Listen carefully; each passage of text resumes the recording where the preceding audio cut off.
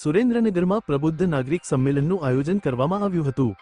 ભારતીય બંધારણના સ્થાપક અને ભારતરત્ન ડોક્ટર બાબા સાહેબ આંબેડકરજીની પાવન જન્મજયંતિ નિમિત્તે આજે સુરેન્દ્રનગર જિલ્લા ભાજપ દ્વારા પ્રબુદ્ધ નાગરિક સંમેલનનું ઐતિહાસિક આયોજન નમો કમલમ કાર્યાલય ખેરાળી ચોકડી ખાતે કરવામાં આવ્યું હતું.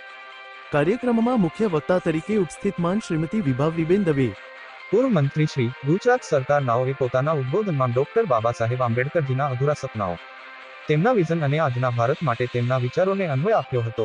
આ કાર્યક્રમમાં મુખ્ય વક્તા શ્રીમતી વિભાવરીબેન દવે, પૂર્વ મંત્રી શ્રી, ગુજરાત સરકાર વક્તા પી કે પરમાર, ધારાસભ્ય પાર્ટી જિલ્લા ભાજપ અધ્યક્ષ હિતેન્દ્રસિંહ ચૌહાણ, ગુજરાત સરકારના નાયબ મુખ્ય દંડક અને વઢવાણ વિધાનસભાના ધારાસભ્ય જગદીશભાઈ મકવાણા, લીંબડી વિધાનસભાના ધારાસભ્ય કિરીટસિંહ રાણા, ધ્રાંગધ્રા વિધાનસભાના ધારાસભ્ય પ્રકાશભાઈ વરમોરા, જિલ્લા મહામંત્રી હાર્દિકભાઈ ટમાલિયા ઉપસ્થિત રહ્યા હતા.